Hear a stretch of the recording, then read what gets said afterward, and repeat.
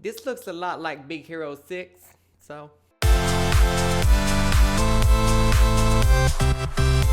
What is up, Flick fans, and welcome back to my channel. I just watched the brand new Netflix movie called Next Gen. And this movie stars so many talented people: David Cross, Jason Sudeikis, Michael Pena. That is just to name a few. Let's get right into it. If you guys don't know how my reviews work, I like to talk about the good, the bad, and then give you my score. This is my second Netflix movie of the day. I just reviewed Sierra Burgess is a Loser, and now we are talking about, I think, the first animated Netflix movie I've ever reviewed. Let's get right into it.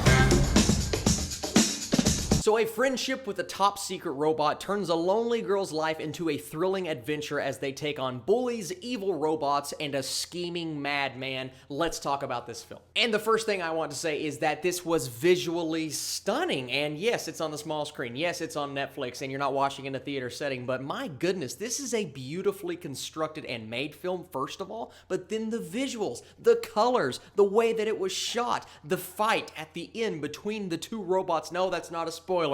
I didn't give away any information. But the way that that last scene looked, it was just awesome. It was a feast for the eyes. It felt like a comic book come to life, even though I don't think this was based on anything prior. I just love the visual effects, even though some of the effects were like, okay, you can tell this is not a Disney movie or this is not a Pixar film. Still, I was like, something about it, whether it was just the colors or the way that they came off on screen, but it looks really good. Okay, but Austin, this looks good. Most animated movies nowadays, they look good, but is this story good? Is it interesting? And is it going to appeal to adults just as much as it is kids? And I don't think it's going to appeal to adults as much as it is kids, because this is clearly a kids movie. I think I'll get into that a little bit later. Yeah, there are things and characters in here for adults. The themes of this movie is something that really struck me as I didn't expect it. So throughout the movie, the robot is trying to make this girl a better person. John Krasinski provides the voice, and he does a really good job. And you can tell he really empathizes with this character. He starts to develop these emotions and this attachment to this character. And you can just see the spark of that relationship inside of him. He tries to do everything he can to make her a better person and to rub off on her as she is rubbing off on him. Personal life, it's not great. She's bullied. There's bad things that have happened to her. Her memory, she's trying to let go of certain things that have happened in her past. And it takes her so long to get past some of these things throughout the movie. And then boom, John Krasinski's robot comes in and tries to let her let go of all of these bad emotions and do something that's fun and different for a change. But all she wants to do is she wants to go tear things down and take down these bullies. And while her mindset is flawed, I understand what she's wanting to do. She's just going about it the wrong way. So I liked seeing that relationship throughout the film, and it's something that felt a little bit more adult than what I was expecting from the movie going in. Yeah, it's also going to appeal to adults because there are a lot of adult jokes in this movie, and there is actual cursing. Now, the cursing is bleeped out, so yes, you can say that makes it for the kids. I don't really know who this movie was aimed towards, because you can say it was aimed for kids, but then you got all of the curse words, and they're bleeped out. If I had a kid,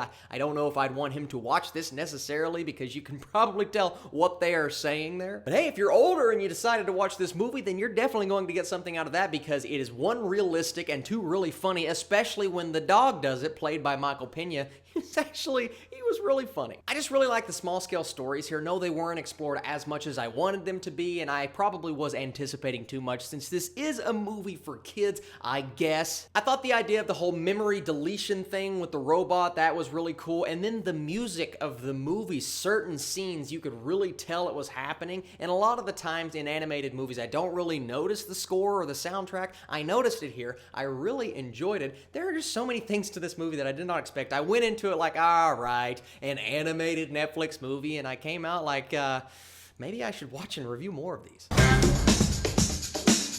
Okay, we're going to get into the negatives. And Austin, you're going to nitpick this movie. What are you doing? It's an animated movie. It's supposed to be for kids. Well, first off, I don't know if you can necessarily say that, because like I said in the positives, I'm going to bring it out as a negative as well. I don't know who this audience was for. A movie has to have a target audience, and that wasn't really clear to me. I don't know if I'm going to strike it too hard for that, because I personally enjoyed it for those reasons. It's just like, if you're going to let your kids watch this, I don't know. I would be hesitant because of the cursing and some violence. There are certain characters and certain scenes that kind of fall to the wayside. There are plot points that are set up. There's this little plot point with the girl. She's being bullied, and then the bullies come, and then at the end, the soccer girl comes out of nowhere. I'm not telling you exactly where she came from or what's happening in the story. Just know that that whole scene, that whole sequence was out of place to me. It's just like, wow, she's all the way up there on top of that building. If you've seen the movie, you know what I'm talking about. I like the small scale story more than I did the big scale story. The whole villain thing, while he did work in parts, it's like, all right, he's the evil thing. Here's the corporation. You got a lot of Wally. You've got a lot of Big Hero 6 in there. And those are good things within the film. It's just sometimes it's ripping it off a little bit too much. And while the final battle looked great, from a narrative standpoint, I was more on board with, I want to know what's going to happen with their relationship. And they did eventually tie that in within the final battle. I'm not saying that they didn't. I'm just saying I wish the focus would have been less on that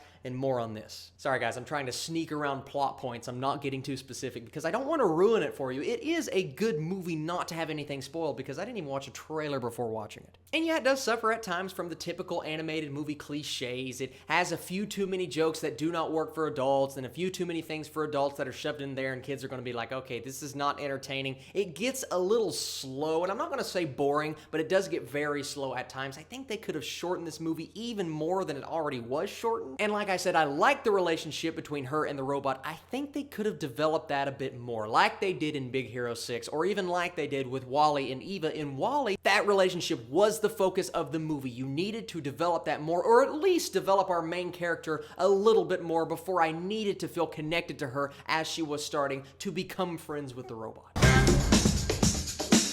Next Gen was cool, it was colorful, it was visceral. It is a movie that we have seen before. We've seen portions of every film in other movies, but you combine it, you give me an experience that I didn't really hate, and that's something that was very unexpected. I am going to give Next Gen, you know what I'm going to do it. I'm going to give it a 70%. It might not necessarily be a movie that I'm going to revisit, but for what it was and the purpose that it had to serve, a 70% sounds right, especially if you have kids and you don't care if they hear the bleeped out curse words because they're in there. So what did you guys think of Next Gen? Did you like it? Were you disappointed? Did you waste your time, or were you impressed with the movie on the attempt that they gave? Today's comment spotlight comes to us from, first of all, Do Lover, and he just said comment. So, I thought that was funny. And then we have one from Mike O'Barr who gave me a thumbs up for the intro of my Nun video. Thank you guys so much for your comments. I appreciate everything you do. Be sure to leave a comment on this video to be featured in my comment spotlight tomorrow in my Conjuring movie countdown. Stay tuned to my channel. That will be up. You guys are the absolute best, and I'll catch you later.